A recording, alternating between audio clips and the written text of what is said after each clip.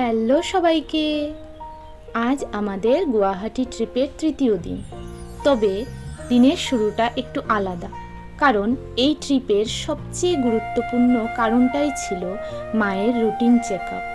আগেই অ্যাপয়েন্টমেন্ট নেওয়া ছিল, তাই সেখানে গিয়ে আলাদা করে সময় নষ্ট করতে হয়নি। তবে জানেন, ডাক্তারের জন্য বেশ কিছুক্ষণ অপেক্ষা করতে হয়েছিল। অবশেষে চেক আপ শেষ করে আমরা বেরিয়ে এলাম।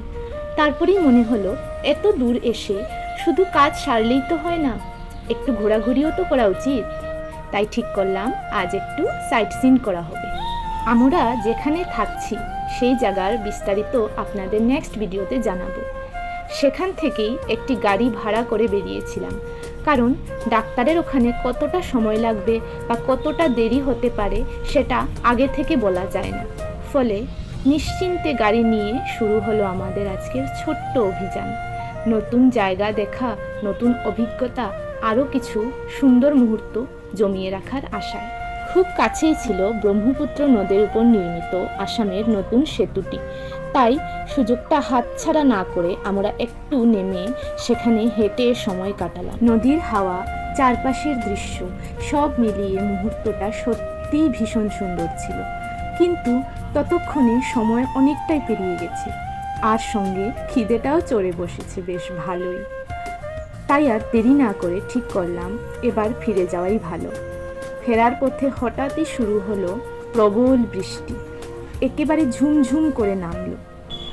গাড়ি থেকে নেমে আর দেরি না করে একটা ভালো হোটেলে ঢুকে পড়লাম খাওয়ার জন্য। সেই সকালবেলা কিছু হালকা খেয়ে বেরিয়েছিলাম, আর এখন পর্যন্ত ঠিকমতো কিছু খাওয়া হয়নি।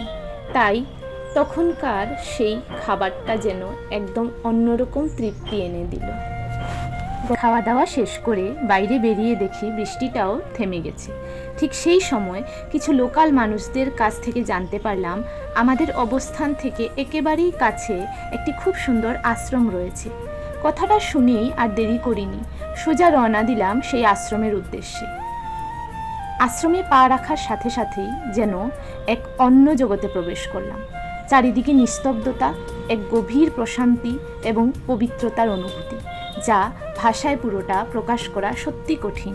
আশ্রমে কিছুটা সময় কাটিয়ে বেরিয়ে পড়লাম আমরা বাড়ির পথে। আজ এতটুকু, বাই।